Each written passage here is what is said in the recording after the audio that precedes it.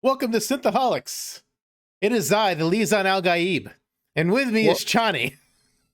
I'm Chani now. Or are you Stilgar? No, I'll be Chani.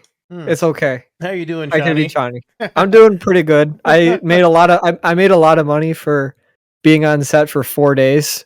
Oh wow, you only get to be shooting for 4 days? That's pretty nifty. Yeah, that's we're talking about Zendaya's character, right? Zendaya's character. Okay, we should move on to news first and actually properly introduce. I'm David, also known as I am Brian. Lisan El Gaib, and what is that? What are you saying? Did you watch the movie we're going to talk about today? No, I didn't see it yet. Yeah, if you remember, Chani says, "I don't believe you're the Lisan El Gaib of the Mahdi." Although I don't know why she said Mahdi, because they haven't established him as Mahdi yet in the movies. But that is getting ahead of ourselves. Dune Part 2 has been officially... Wait, you were like, we're getting too far ahead of ourselves and you're skipping to the one that's not even out yet? Yes, we're skipping to the one that's out. Dune Part 2 is officially confirmed. This is important. This is important because... this will have bearing on my rating of the movie. Had this been an unknown, the rating of the movie would be slightly different. Like if we did not know this movie was getting a part 2, for sure, I would probably not rate the movie as high as I'm going to rate it. Okay, well, first, because we just like straight up dove into that real quick. Dude. Oh, it's important because I mean we usually give a rating and then we talk about it, but we have other news we want to talk about. But Dune Part 2 being officially a thing is a good thing to mention at the top because that's gonna get it off. It's gonna help my rating for this movie. Okay, it's gonna help it because if it was that, it'd be like, I mean, a rating would be worse not knowing this for sure. Okay. Well, I guess second things first. The Wheel of Time trailer, Dave. What did you think, Brian? Since you're complete newcomer to this series, because I'm beyond a newcomer. Because for me, this trailer raised a whole lot of red flags for me, where I'm like in freak out mode a little bit. I'm hoping it's just misdirection for people like you who have not seen or read the books. To be interested in well, how could it be misdirection for me? I don't know what I'm looking at. I mean that's what's got my red flags going, and I'm like, why would they put in misdirection for new people who don't know what's going on and purposely make people who know what's going on be like, oh my god, they're doing this wrong? Like, well, what did they do wrong? Well, they did the oath rod, which was really cool at first, where they had the oath rod, Moraine was taking her 3 oaths. They left out like 75% of the third oath. Well, they might have just cut it so they don't show the other 75% in the trailer. Okay, but it's important because the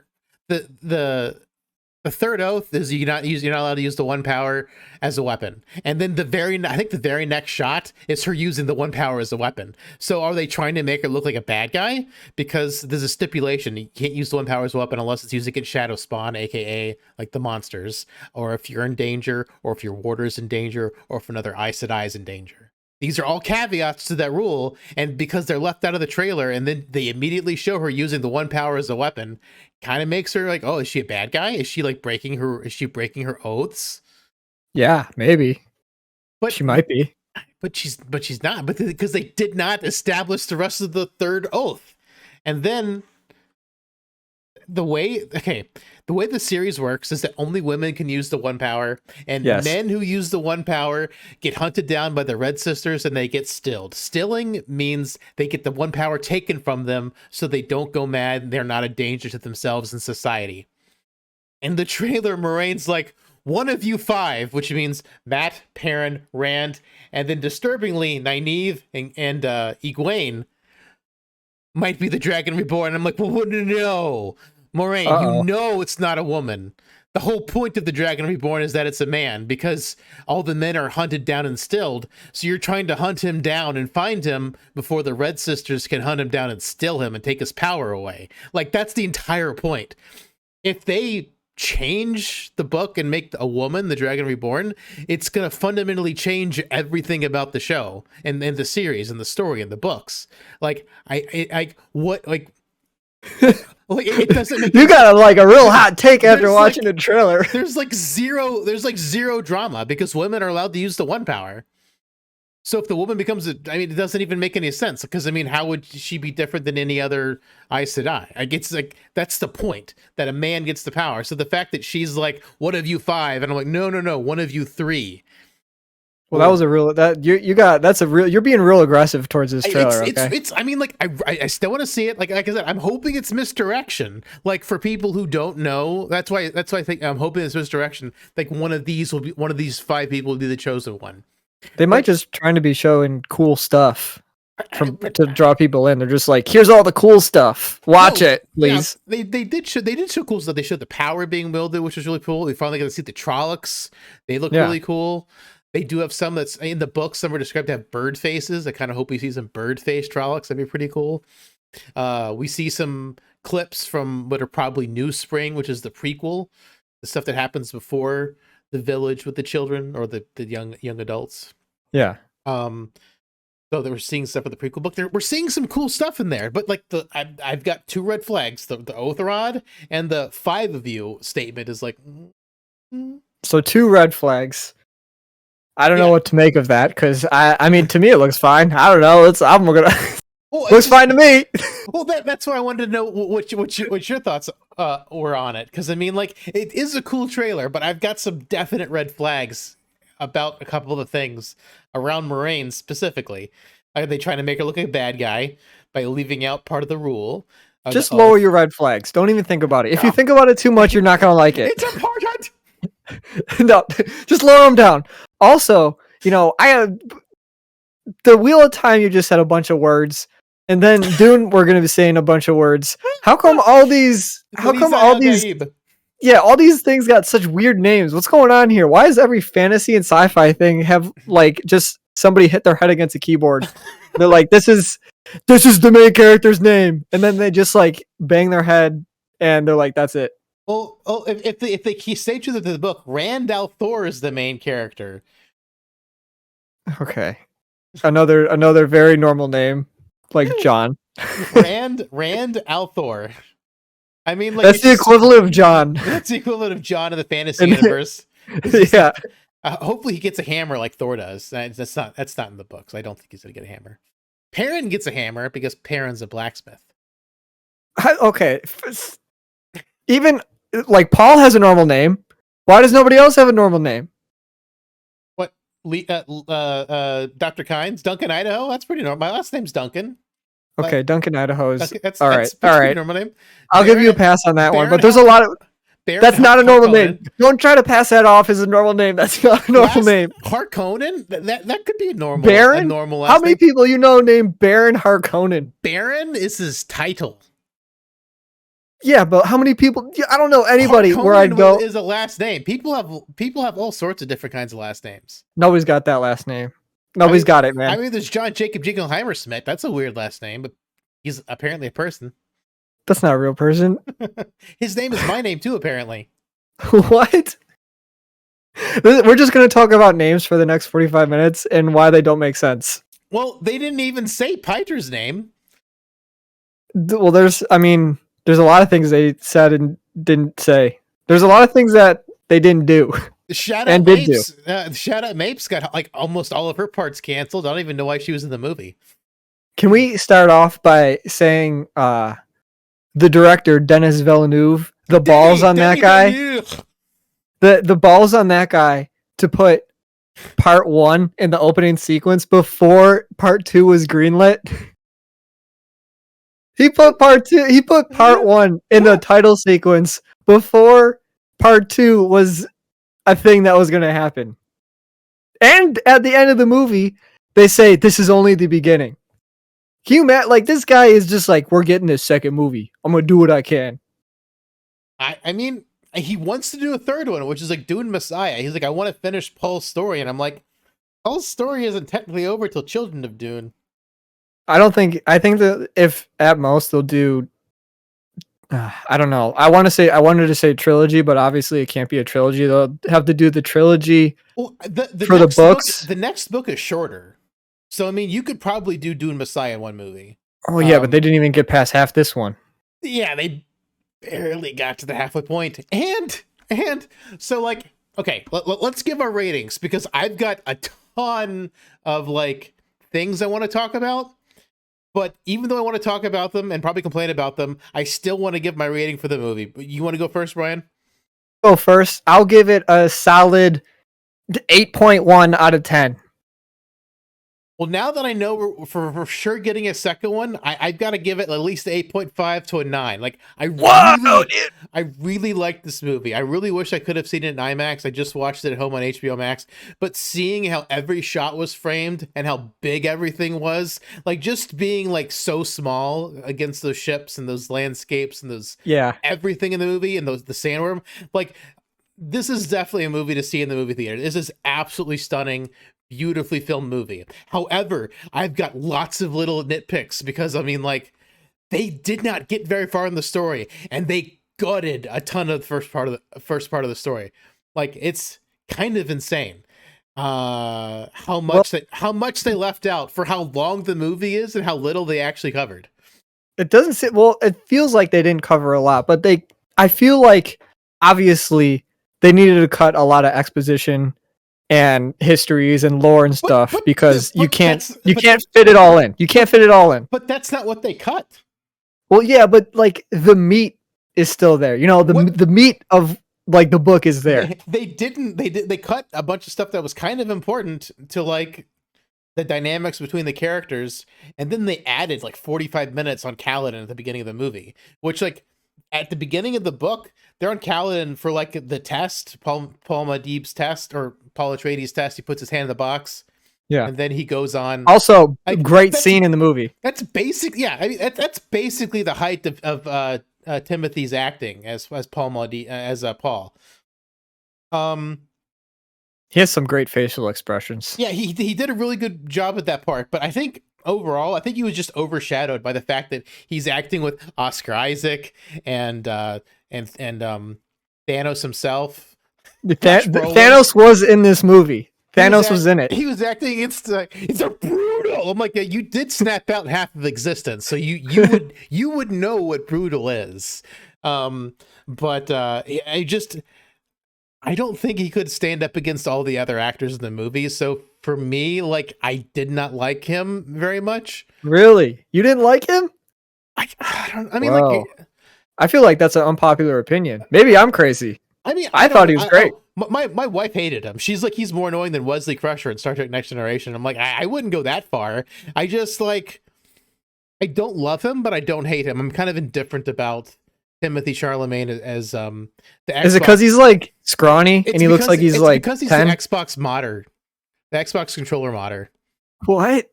Yeah, he used to mod Xbox controllers or something on YouTube. Yeah. Well, that makes me like him even more because he's built for my community. No, I mean, like, I'm sure he's a fine person. It's awesome that he's like into geek culture. I just don't feel like he's a young guy. I mean, he's older than 14, which is Paul. He's older than he's going to be older than you think he is.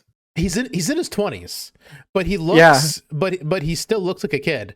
But like, just next to all these other big actors, I don't think his acting was up to snuff as everyone else's was, and that just comes down to inexperience. I don't think he was bad by any means, but I didn't love him either. But also with Paul, you're kind of not supposed to.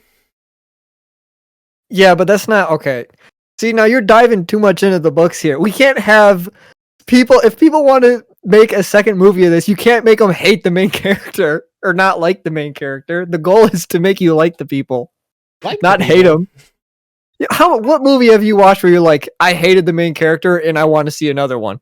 What is this? The Magicians? Oh yeah, or I hated every one of the Magicians. Yeah, exactly. We're trying to avoid the Magicians. No one was likable except for Sweater Girl. And that was only because she was Sweater Girl. She looked good in sweaters. That was about it for the Magicians. But yeah, Dune. I mean, don't mistake anything. I'm just saying this because I'm a fan of the book. I've also seen, of course, the 1984 Dune several times. I've watched the 4-hour long sci-fi miniseries Dune and the follow-up Children of Dune. I've seen a lot of Dune, and this is by far the most coherent telling of Dune that's ever been done. I think it's easy to follow. I understand what's going on. They did a really good job setting it up. Like, yes, they added 45 minutes of new footage that wasn't in the books at the beginning, but that helped set up the lore. In the original 1984 Dune, we had the Princess Irulan talking to us for like 15-20 minutes, just a monologue of a face in the stars. Keep it going.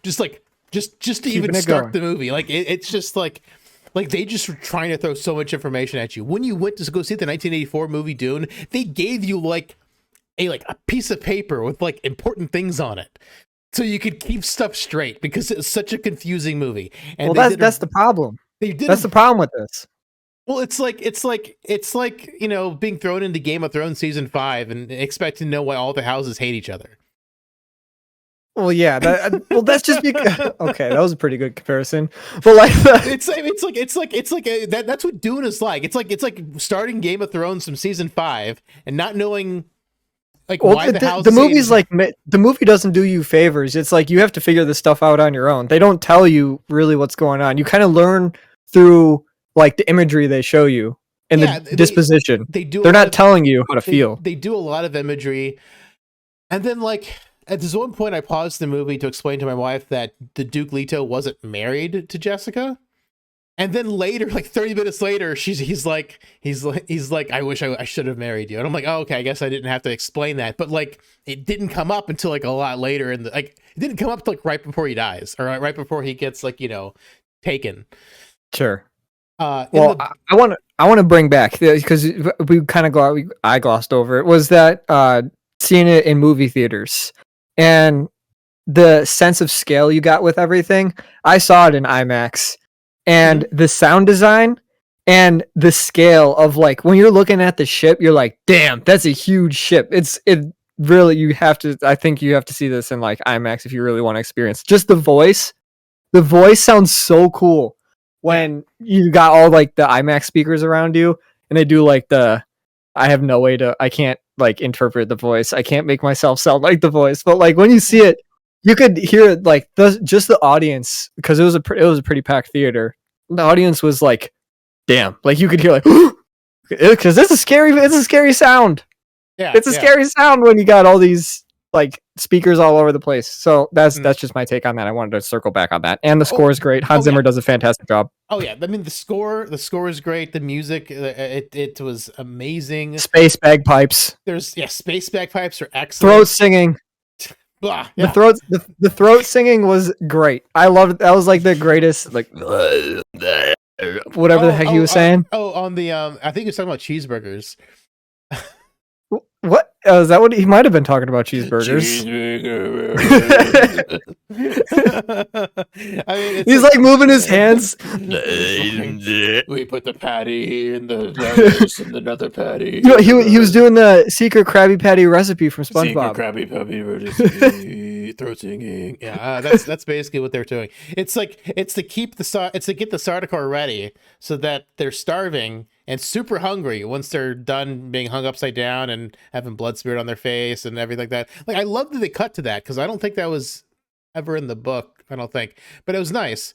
And they said Piter there, and I don't think they ever. I watched the movie twice, and I don't ever remember hearing them say Piter's name, which I was kind of sad about. I think they're just making it more digestible for a bigger audience. They're not obviously that we can nitpick all we want, but they need the largest audience possible to even get a second movie. And like I said, this, I think it's the most that even though it's not easily digestible, Dune is not easily filmable.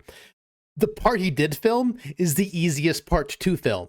This is where the real test of how good Denis Villeneuve is. He's pretty good. Can he make the second part intelligible at all? Sure, he can. That's because it's where it falls apart. Because in 1984 Dune, it's pretty faithful to the book up until right after this movie ends. And then that's when it starts to like fall apart. Well, this movie is longer than the 1984 one. It is, and it only gets up to that point where it starts to fall apart. So hopefully he can stick the landing in part 2. Like, that's going to be big. Because it Dune gets weird, because I mean it's a lot of it's to do with the spice and how it's weird and it's like a drug, and they glazed over a lot of it. Like on planet Arrakis, like everything you eat, everything you drink has spice in it. You will get addicted to it, and it also is like deadly. If you stop taking spice, you die. They didn't cover this. They didn't cover this in the book at all. They also didn't cover who Paul's grandfather is. Well, that's for the second movie. But it happened, like, they talk about it in the tent. Like, in the tent right after they escape, and they're in the tent, and they're talking, and he's, like, freaking out and, like, seeing the future. Like, this is when he figures out, because he's seeing the future and the past. He knows who his grandfather is. That's for the second movie, man. Do you know who his grandfather is? No, I don't. That's why I leave it for the second movie. It's Baron Harkonnen. Okay, here's my... You'll be able to answer this. So, Paul's mom, who let me tell you, fantastic at crying. Every time you see her, she's always crying. She's pregnant. She's pregnant with the Baron's daughter or son or something. No, she's pregnant with. That'd be weird because she's Baron Harkonnen's daughter. Yeah, that's what I thought. That's what. Well, I thought Dune was weird. I thought that was like something they would do. I don't know. She's pregnant with Paul's sister. Like it's the same father. It's okay. I didn't know if they were gonna like do like a 360 no scope on me and like no. That's Duke Leto's daughter that she's pregnant with. Okay, so at least my theory is still potentially possible because they haven't said who the baby is yet. What's your theory? Right? What's your theory? Yeah, go ahead. What's your theory? Oh no, my theory is I just wanted it to be the Baron's kid. That's all I wanted. Oh no! It's definitely not the Baron. It's not the Baron's child, because Jessica is the Baron's child. Yeah. So the way it's supposed to happen in Dune, Fade Rotha is a character that we haven't met yet, who's also our Harkonnen. Paul was supposed to be a woman because they talk about that in the movie. Yep. Fade Rotha was supposed to marry the female version of Paul, and they were supposed to have a kid, and that kid was supposed to be the Elizan Al Gaib, the Kuzahadarak. Yes. The chosen, more sci-fi words. The chosen one. The sci-fi words that are child strong. Was supposed to be the chosen one, but she didn't want that. Jessica didn't want that to happen, so she bore the male herself. So they want they're the Bene Gesserit are like smart Jedi. They show their power only when they absolutely have to, and preferably for the smallest audience possible. Whereas the Jedi are all like doing flips, pulling out their lightsabers, doing crazy stuff like all over the place. Yeah, they're smart. They're smart Jedi. The smart Jedi of the Dune universe. Yeah, basically. Like they're and the thing is, people are like, oh look, they're copying Star Wars, and like Dune came first. Like did it? Oh yeah, no. I was thinking the movies only. Movie wise, Star Wars came first. The book was written in 1965. Well, yeah. The book. Yeah, you are right. The book came. Dune? The books for Dune came first, but the movies for Star Wars came first. Dune predates Star Trek. I think it's 59. I want to say it's 1959. I'm looking it up. Okay, you look it up. In the meantime, I'm going to talk about Duncan's beard. So when the first time we see Duncan's beard, why this still bothers me because I don't know why. The first time we see Duncan, he's got like a fantastic beard. Well, I mean, he can't really grow a fantastic beard like Oscar Isaac. Oscar Isaac has a fantastic beard.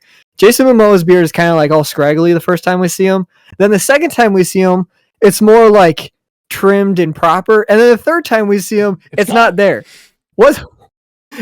What was going on there? Like, did he just like was he in the middle of filming 3 different movies where he had to have 3 different phases of facial hair? I don't know. He just like kept leaving and coming back in the scenes. He kept changing. Did he have a beard in Aquaman? Every time I saw him, I was I can't. He had a beard in Aquaman. Yes. So then why wouldn't he have a beard in this? Because what else is he working on? Honestly, I don't know, because it's bizarre. Because I don't feel like I've ever seen Jason Momoa without some facial hair. As Khal Drogo, he had a goatee. As Aquaman, he had a beard. So there's no lore behind that. I'm not missing any lore or anything. He's not supposed to like periodically lose beard as book goes on. That's not in the book. Him losing facial hair, as far as I know, is not in the book. The problem with Dune and why it's so unfilmable is because it's kind of written like a screenplay, and descriptions of things are like at a bare minimum. Well, they just try to jam pack you with lore. Yeah, I mean, here's a ton of lore. He also was on drugs. Okay, the Dune book was published in 1965, but the problem is Dune was actually written before this. It was written in a bunch of segments, and it went into like a mag, like it went into sci-fi zines. Like he wrote it like chapter at a time, and it was published slowly, and then it eventually was published all together in a book in August of 1965. So technically, Dune predates Star Trek as a novel by a year. So Dune predates Star Wars by a lot, because 79 was the first Star Wars movie. Predates Star Trek the series by a year, and by more, because I mean, like I said, it was written in chunks and then published as a full book later. It might be one of the most. I think it might be the most popular the first sci-fi popular one. Is there anything that came before? Where George Lucas got Star Wars from is I can't think of. There's a comic that has to do with pretty much Star Wars. Got Star Wars from everywhere. Yeah, okay. He got it from the Foundation. He got it from Dune. He got it from Sam Raimi. When did Foundation come out? That's got to be pretty early too. Older. That might be 50s, 40s. I think something like that. But there is a comic that has to deal with Star Wars that is pretty much Star Wars that I can't think of the name. They made a movie on it. I think Cara Delevingne is in it. I don't remember. It came out like 2 years ago. Don't go watch it. Or maybe do watch it. I don't know. You'll have to look it up because I don't remember the name of it. I want to say, no, I don't know the name of it. Foundation, 1942. Okay, so that's like that's the first one I can think of then. Foundation is kind of like that's like the Godfather of sci-fi. It's kind of like the Godfather of sci-fi, and then like Dune was probably like the most. That was the father of sci-fi. It's and then and then everything else is like the bastard children of sci-fi. The bastard children. Yes, only the best bastard children of sci-fi. I want to bring up something that I noticed. Yes. So when the Baron, I can't remember who's in the scene. I think the witch, Helen, and the Baron, and there was Polka Dot Man. They were in the unnamed Piter. No, he's Polka Dot Man in this movie too.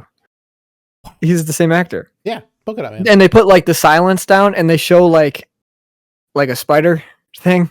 Yeah. What's going on there? Remember Dr. Yue's wife?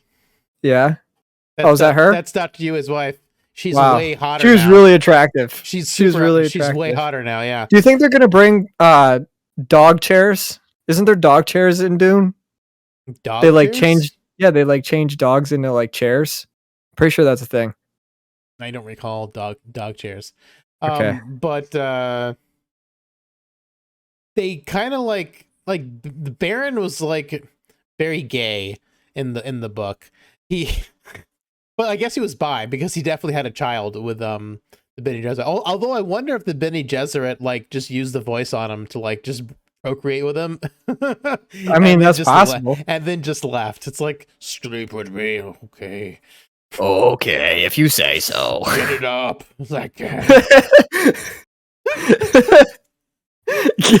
it up. I need a boy. Well, in the book, like one of the, it's like really disturbing. And one of the books, like one of the boys he sleeps with, like they say he looks like Paul, and I'm like, ah, ew, yucky. You look like my grandson. Oh yes. Speaking of that, how do you think of the sandworms? Oh, speaking of anus. Yes. Speaking of them. Speaking of anuses, there's one behind you. One right behind me. They were cool. They were really big looking. It was nice that we did get to see someone riding a sandworm at the very end when "This is just the beginning" was uttered by Zenyatta. Zenyatta from Overwatch? Yeah, Zenyatta. That's her name, right? Zendia. What's her name? Zendaya. It's just like Zenyatta. Yeah, it's pretty close. She's an Overwatch character now. It's like one letter off. Here's what I think about the worms. The one that were chasing Paul towards the end of the movie, that one seemed a lot smaller than the one that like ate that vehicle.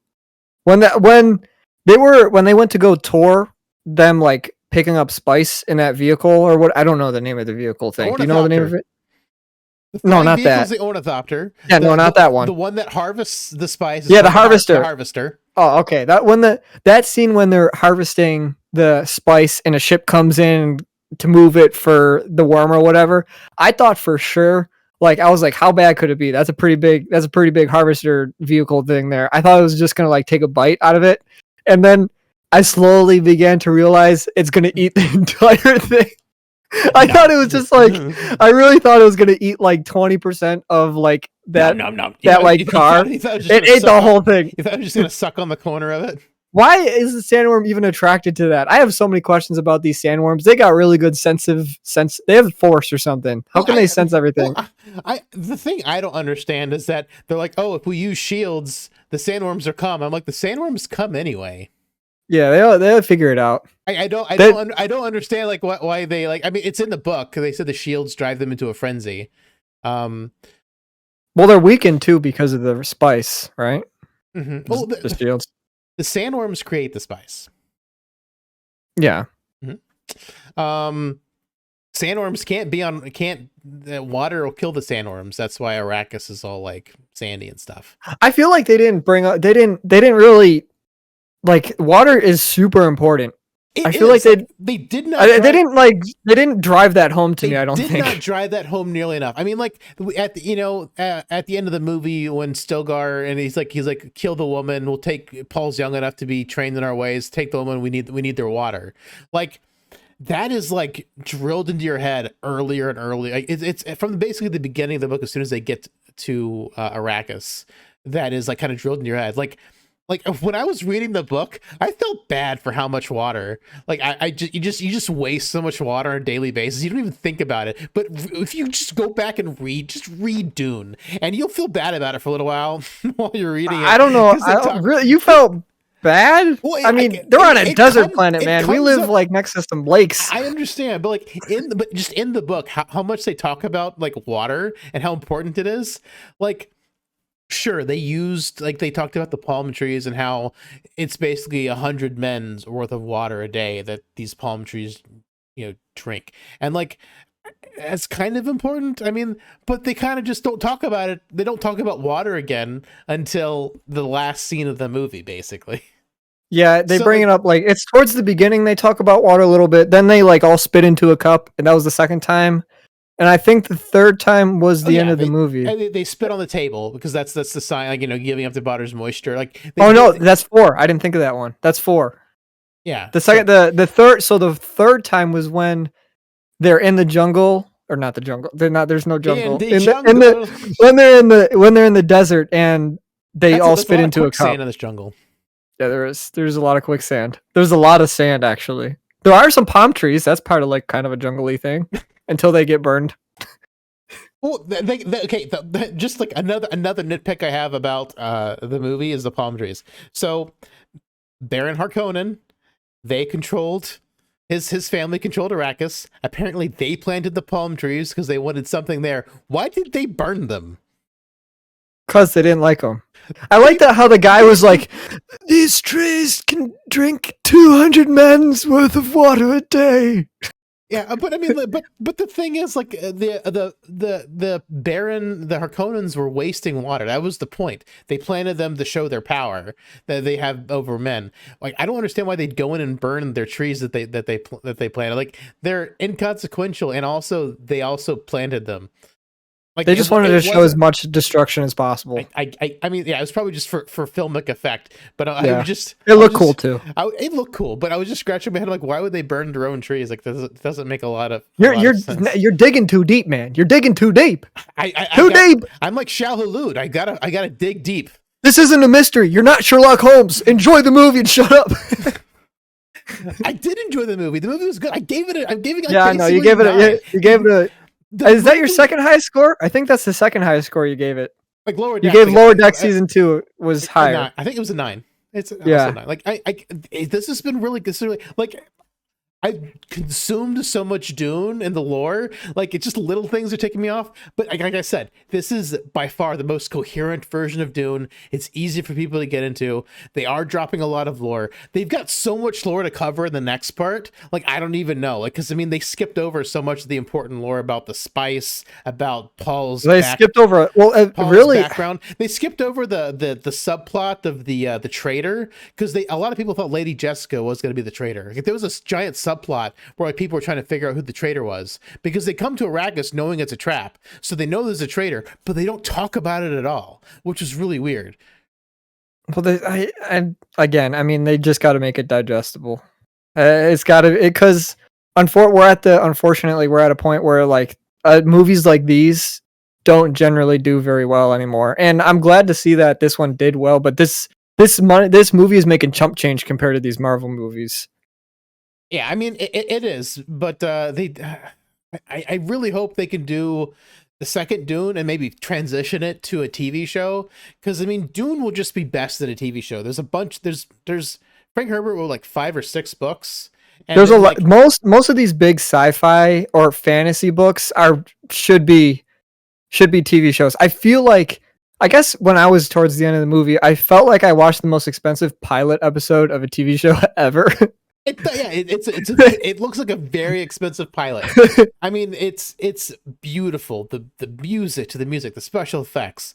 I mean, the ship design is true to the books. And the thing is, like when they're invading, when the Baron's people come and invade, and they show the cigar-shaped ship up in the sky and the tube, and that was when I was blown away by how well they did the scale. I remember thinking that live. My wife was like, "What?" She's like, "Why is everyone freaking out?" I'm like, "That's the transport ship. That's the ship they transport other ships in. Like ships aren't in Dune. Like things are like really like there's no computer. Everything's really analog. So like you need a big ship to carry your other ships. Right? It's not like Star Wars or Star Trek where ships are self-powered. You need one ship to move all your other ships around. Sure. And so like it's like I mean like they don't explain that in the book, and they did explain that in the 1984 Dune. Because they showed them get on the ship, the cigar ship from one of their smaller spaceships, and they go to Arrakis that way. So I'm a little bit sad they cut that out, because I mean that's kind of important to explain how the ships work, because they didn't explain anything deeply. They didn't explain a lot. They didn't explain Thufir or Piter. They're the Mentats. They're basically human computers. They're just tripping on spice all the time, so they can do complex calculations. 1 + 1 is 2. 2 + 2 is 4. That's why he asked Thufir, the kind of the short rounder guy, who they asked him like to do math, and he's just like this, you know. He's a human computer, and so he went into like the Undertaker mode, where his eyes like went up into his head. Yeah, I mean, they didn't kind of cover any of like this basic stuff. Like they could have just said that, you know, he's a human computer, or they could have had like Paul on one of Paul's videos, because that's how they did a lot of the explanation of things. Paul was just watching videos about Arrakis. You know, like that was being trained. Yeah, it was really cool the way they did it, and also the carrier scene you talked about with the worm coming. And he's like, "I hear your steps, old man." I'm like, "Oh, that was great. I thought that was a really great." He's like tripping on ball because he's like got his first taste of like a heavy duty raw spice. Heavy duty raw spice. He's like, got the real stuff. He's like tripping balls, and he's like, "I hear your footsteps, old man." Like it's great. Like I wish they would have gone into the spice a little bit more. There's a great scene in the book where Duncan Idaho's like drunk on spice beer or whatever, and like he's like yelling at Lady Jessica because he thinks she's the traitor. Like it's great. How did you feel about the amount of times Duncan was in the movie? Did you want more Duncan? I mean, the only time they really cut of Duncan was that time where he got drunk and was yelling at Lady Jessica. So that's the only part they really cut of him in the book. So I mean, like I'm not even saying books or no books. I just want to see Jason Momoa. He just seems like he's just a cool guy. He's just like, have you ever watched any of his like YouTube videos? He did like vlogs of filming Dune, and every time he's around, he's just like, yeah, I'm Jason Momoa. I don't know. I'm fine with Jason Momoa. I feel like that's why they cast Jason Momoa as Duncan Idaho, because Duncan Idaho is in all of Frank Herbert's books. Well, he might not be in the next one. Well, he will not be in Dune Part 2 because Dune Part 2 is still the first book. But like, if they do the next movie, like if they do the next book, Dune Messiah, he's back. If they do the movie after that, he's back. If the book after that, he's back. You think that's how they'll do movies? I don't think there'll ever be a shot where you'll see him again.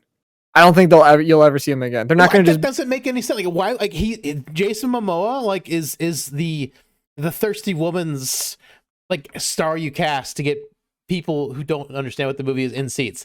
Jason Momoa is that character. Like I figured that's why they cast Jason Momoa, because Jason Momoa is the like low key main character of Dune. Well, yeah, but like because he's in all of Frank Herbert. He keeps coming back as a clone. He is in all of Frank Herbert's books. I'd be surprised if they bring him back. I'd be surprised. I feel like Denis Villeneuve is not going to do it. Well, he can't be in Dune Part 2 unless Dune Part 2 goes past the events of Dune and goes into Dune Messiah. Because in Dune Messiah, a clone of Duncan is given to Paul as like a spy / present. We'll have to see if they do that or not. I don't think they will. I don't know. I feel like he's not going to do it. That's my hot take. I don't think he's going to do it. Like you don't think he's going to make the movie? No, I don't. If they do go to book 2, I don't think they're going to have Jason Momoa in it. But that would be a huge why would you cast Jason Momoa in that part? Because he's Jason Momoa. He's cool. He is cool. But that's the thing. He's low key the main character. Like that's why I thought it was brilliant that they casted Jason Momoa as that part, because he's like a leading man and a lot of like he's kind of like he's a good main character. And he's a really tiny part in the first one, but he is in all of the books. So that's why I was like, oh, that's super smart, casting Jason Momoa, because he'll get butts in seats because people love Jason Momoa. That way, even if they're like, oh, Dune was kind of weird, and then, oh, he died, like, if people are sad that he died, and then they see him in the next movie, it won't be the next, it will be the one after. It'll be the one after this. That's what I mean, but it'll be the one after. So, like, if people see it as he's back, like, oh, like, I'll come back and see more Duncan. Like, they featured him so much in the trailers, I feel like that's kind of, like, low-key trying to get people into the movie. Sure. Well, they showed Zendaya a lot in the trailers too. She's sprinkled throughout the movie, but it's mostly the same sequence. Yeah, she's not really in the movie. She was literally on set for 4 days. She was on set. She has 2 lines. She didn't say very much. Yeah, this was my grandmother's. This is my grandmother's sword. Oh no, because she has a couple. She has more than 2 lines. She's got like 10 maybe. She's got 10 lines. It took 4 days to film, and then that was such an easy paycheck for her.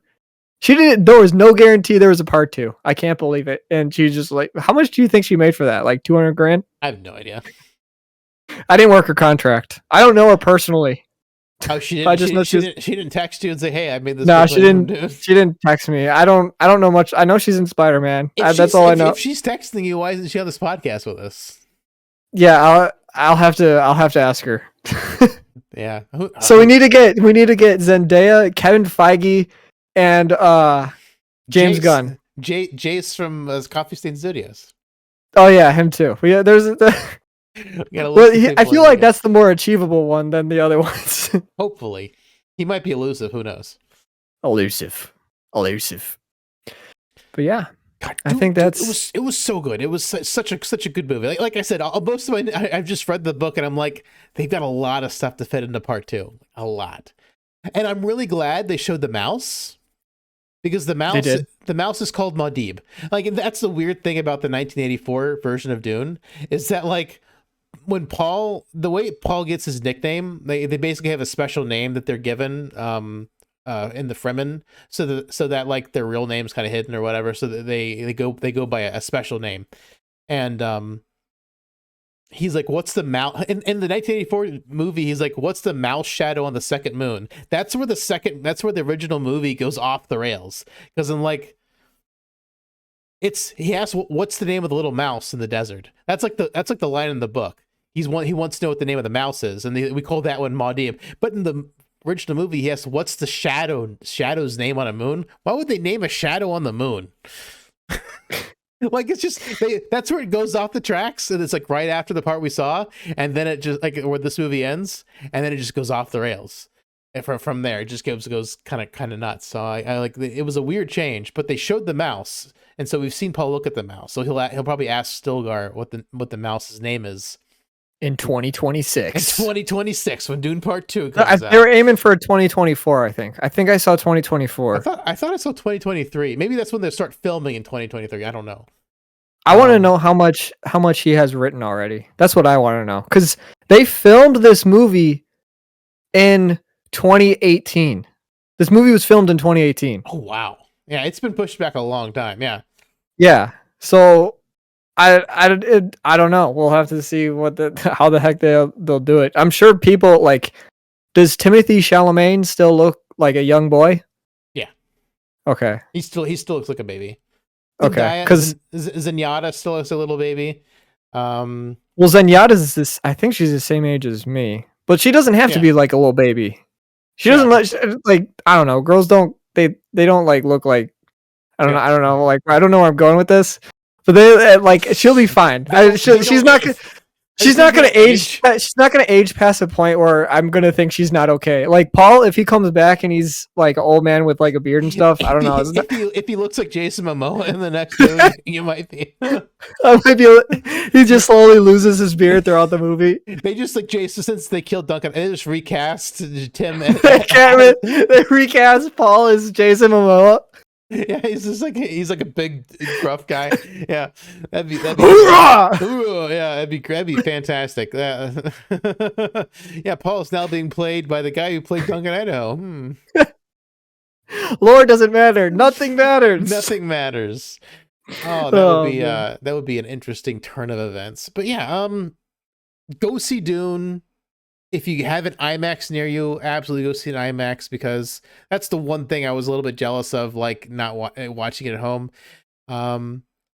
Just the scale of everything, the spaceships, the worm, or at least theaters. Landscape. If you can't see IMAX, at least see it this is one of the movies that is designed to see in theaters. So like there's a lot of movies that come out nowadays that obviously aren't geared towards seeing in theaters if you don't want to. This is one of the movies that I feel like it was created for theaters. Like Christopher Nolan, the way he makes movies is not meant to be enjoyed on your TV. It's meant to be enjoyed in theaters. I don't know. Because I think Christopher Nolan is a little full of himself. Well, that's what he said. I'm just saying what he says. I understand. This movie is a theater movie because of how big everything is and the way everything is shot. It is. I mean, like in the I know a lot of the promotions, they say this is the next Star Wars or this is the next Lord of the Rings, and the way it's shot is very much like the next Lord of the Rings. Like just not. I wouldn't say next Star Wars.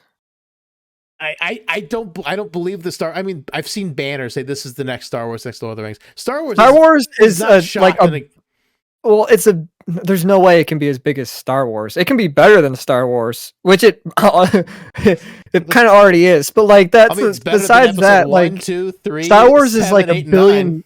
9. Yeah, Star Wars is like a multi-billion-dollar thing. No, Dune is not. I don't mean like as in a they mean as in like the way the movie is shot. And the next like sci-fi thing. Yeah, like the it's the next Lord of the Rings or the next Star Wars, like as in the next big thing. Not that it's bringing that revenue, but I wouldn't even equate it to Star Wars on a visual standpoint. I equate it more to like Lord of the Rings, because Lord of the Rings was shot in like a beautiful scale where you saw everything was like really big and like. Well, there's a lot of practical things in Lord of the Rings. This movie obviously can't. There was a lot. Most of it. They made a lot. A lot of it is practical, but they're obviously the cigar ship is not like they don't. Can you imagine building that? They're like, Villeneuve is like, I need to build this ship in real life. In real life, to film it. They built the ornithopters in real life, though.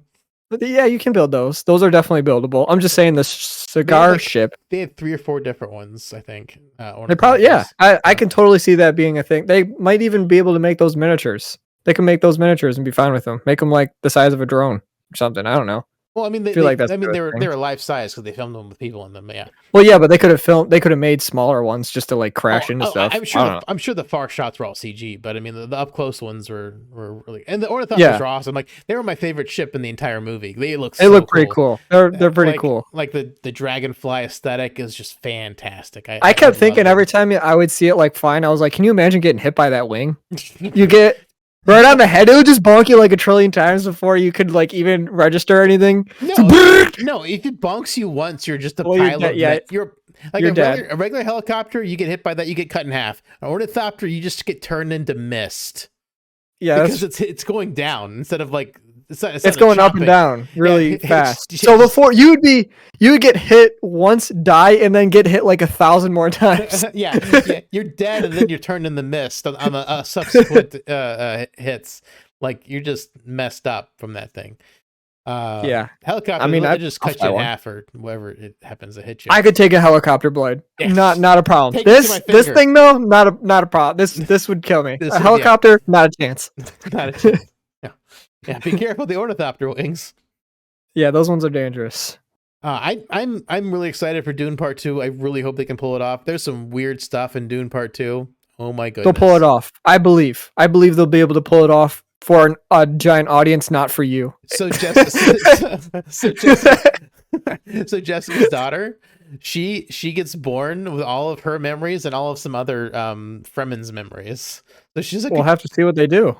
So she's crazy. Paul, there's like a weird like trance the entire Fremen group goes into. They all get high on spice and they like, do some weird stuff. They're gonna want to. I think they're gonna pull the focus onto Paul. I don't know how much they're gonna, because like everybody, all these characters have a deep backstory and a deep exposition to each one of their characters.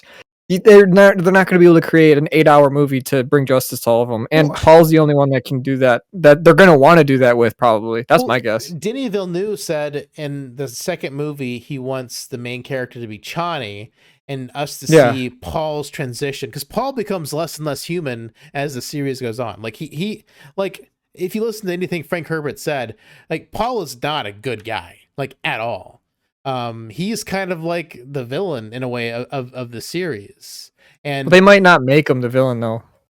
I mean, they're on the path to. I mean, that's the way the book went, because Frank Herbert he wrote the book as like a cautionary tale against like charismatic leaders. You think you took away from the movie that they're aside from what the book says, you think they're gonna make Paul the villain? I think they're not gonna do that. Paul is the villain. He's responsible. You think they made him out to be the villain? I mean, if you go look at what Frank Herbert says, like it's a. I'm not talking about what Frank Herbert said. He wrote the book. That's kind of important to take into account. It's a cautionary tale against charismatic leaders, and Paul. At this point, Paul is too far in to be pulled out of this. I think they're just going to make like Zendaya's character and Paul like the heroes of the story. I think that's what they're going to do. Zendaya, he's talking about having the second movie shot from Zendaya's point of view to show how Paul is becoming less and less human. I don't know if he means Dune Part 2 or if he means Dune Messiah. But he said this a long time ago before Dune Part 2 was greenlit. But I also don't understand how he's like saying if he means Dune Messiah or Dune. There's a lot of speculation here. I mean, we are in high speculation. It's really. But I mean, I'm just saying what I've read in our interviews with Denis Villeneuve. Yeah. He was talking about doing Dune 2 from her perspective. So I don't know if they mean Part 2. We don't even know if they're going to be able to get these actors back. Yeah, that's the tricky part. But I mean, they filmed this years ago. This is not like. And they're not going to start until probably next year filming. That's like 5-year hiatus. They don't need Oscar Isaac. They don't need Jason Momoa. Duncan. They do need Josh Brolin. Yes. They need a lot. It's not like they need they need quite a few. Well, they need Baron Harkonnen. They need Stilgar, and they need Chani. They only need a couple, and then they need Lady Jessica because she's important. The only one I'm hesitant. I think they'll be able to get all of them. I'm sure they'll get all of them. But the only one that makes me a little worried is Chani. because Marvel. That's why I'm a little worried. I don't know what the Marvel's weird with what they do. They force people to. I don't know. That's a Marvel. That's a Disney problem. Well, speaking of Marvel, I've got like definitely questions about what's going on with Marvel.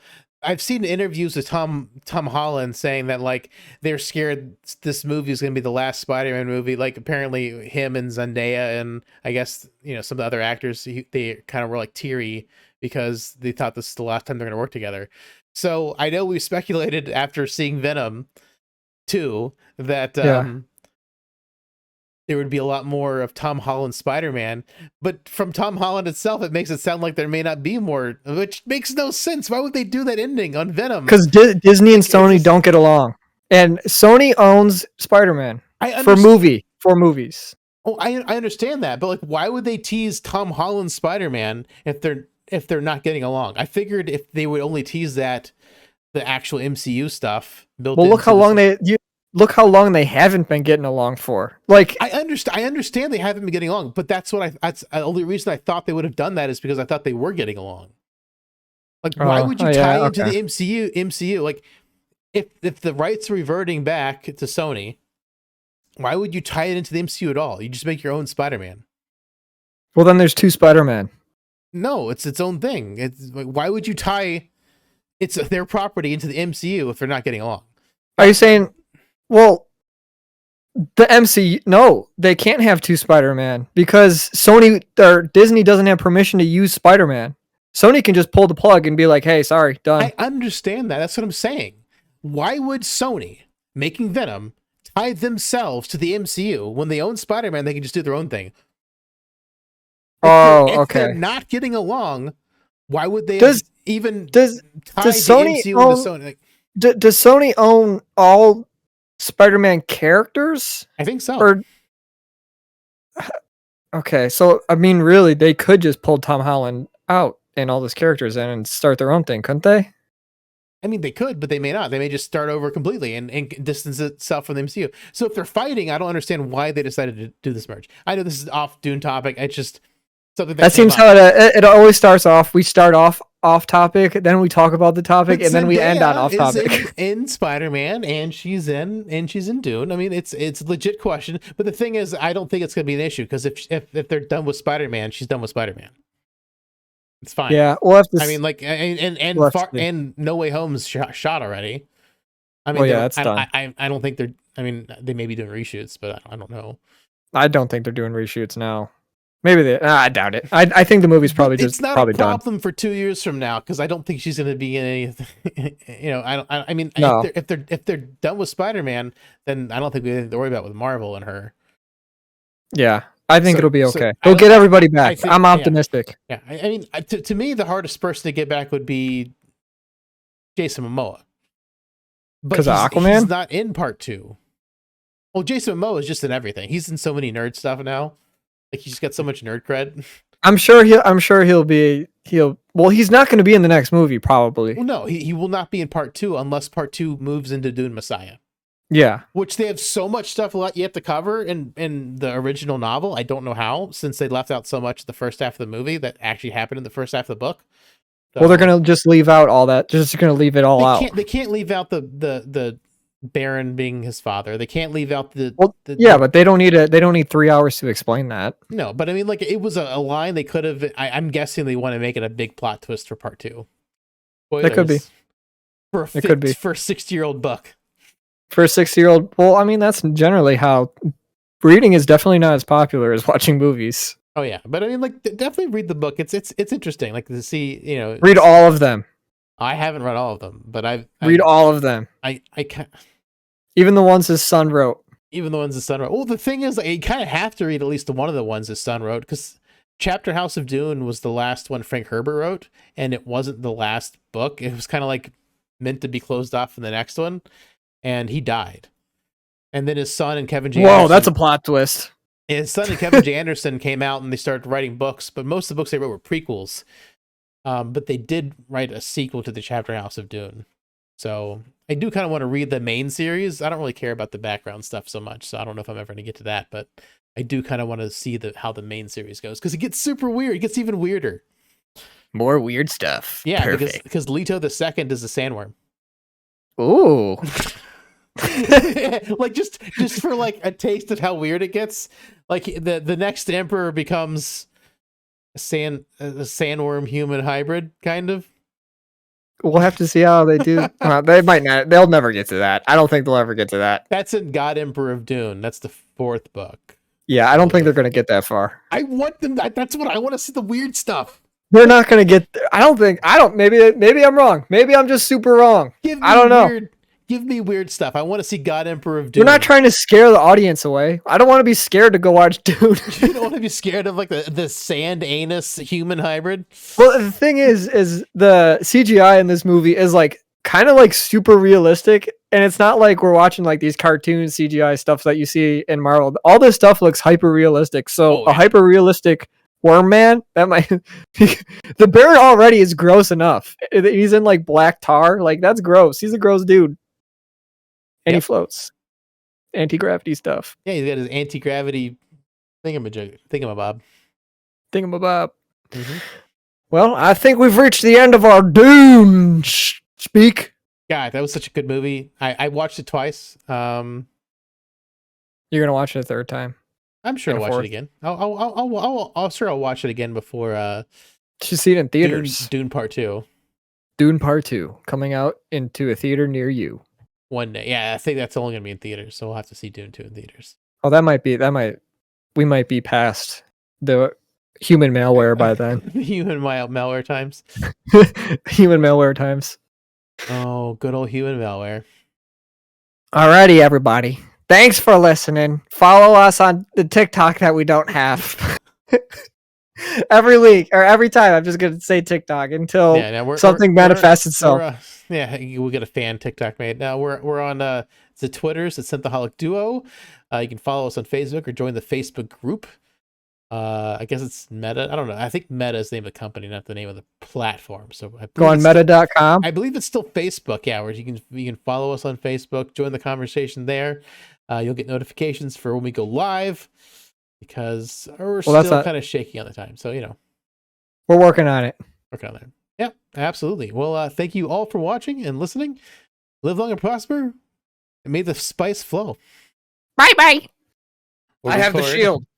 This is the shield. The shield wall. Wow.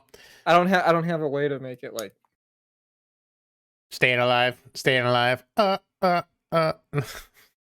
a halo.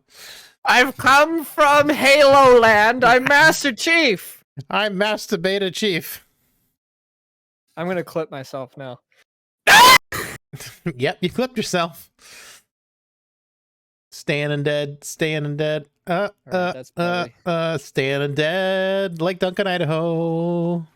Duncan, Idaho, what's that? Duncan, Idaho. He's a character in Dune. He's in every single book. Well, all of Frank Herbert's books, anyway.